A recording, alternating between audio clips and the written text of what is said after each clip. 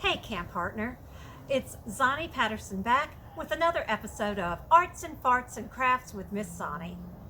Today I'm bringing you snow tie-dye. I've been waiting to do this all winter. We had a big storm in Texas. Today it's finally above freezing and the sun came out. So the snow's starting to melt. It's the perfect time. Right now I've got set up for you. I have two shirts. I prepared them by pre-washing and then soaking in soda ash. I used a half a cup of soda ash to a half a gallon of warm water to prepare the shirts. One I've folded and one I've just scrunched, and the next step is going to be to cover them with snow. So I've got my snow right here.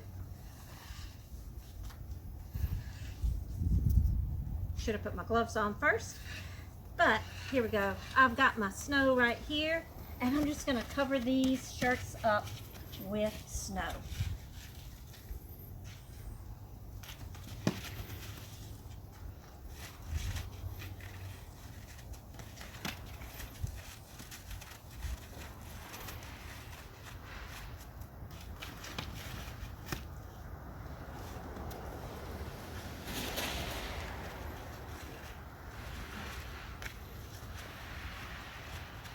Just going to put down a nice layer of snow on top of them.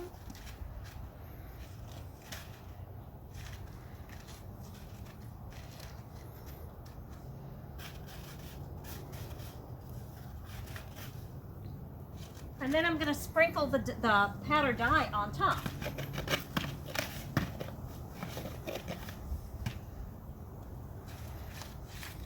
Whoops.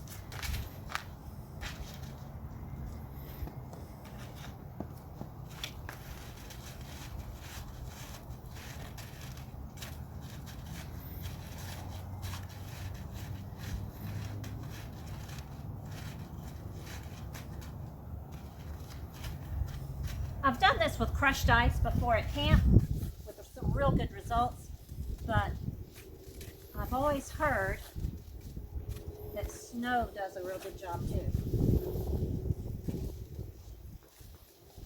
So,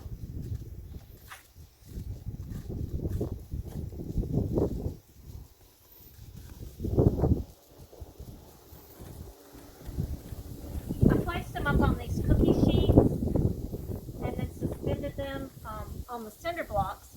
That way when the sun comes out tomorrow and melts the snow, everything will just drip on down and they won't be caught in like a puddle of dye. Okay.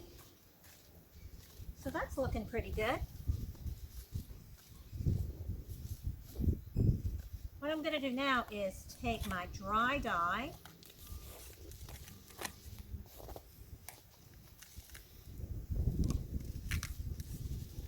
and sprinkle it. This one is teal.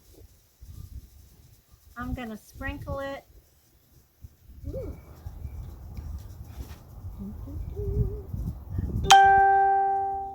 And as it melts, it's going to seep down into that shirt.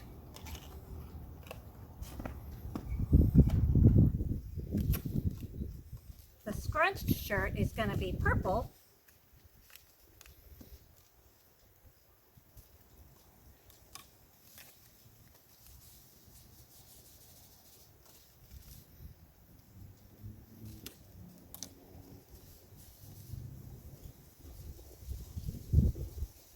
This shirt's only 60% cotton, so I'm not real sure how it's going to take to the dye, but we'll see.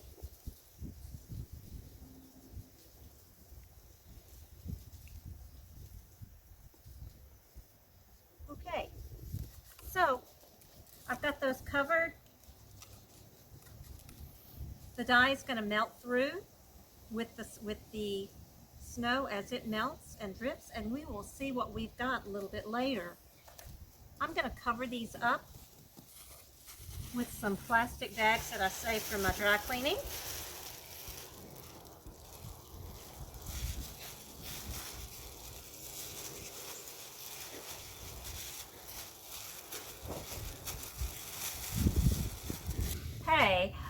We had a real hard freeze last night, got down to 17, but it warmed up to 47 today. That meant that the snow that I packed on top of these shirts melted and carried with it all of the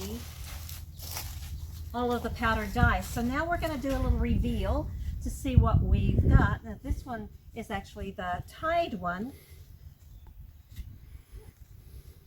I can't get, I have to take my gloves off to use the scissors.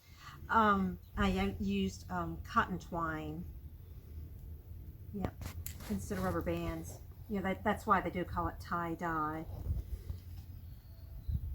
And snip, snip, snip.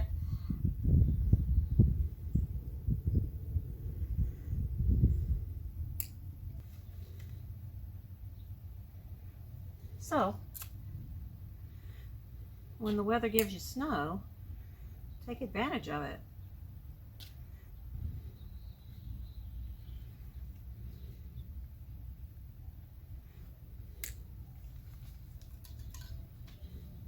There we go.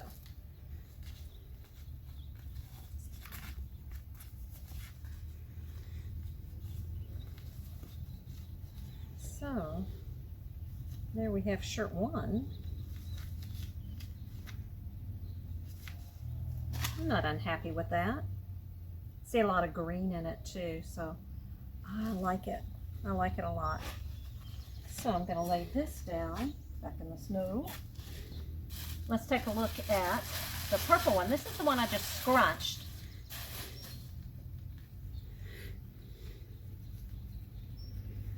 Which was a lot easier, no tie-in involved. And there you have it.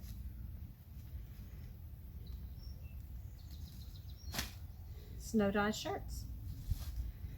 Let's try it when the weather gets cold.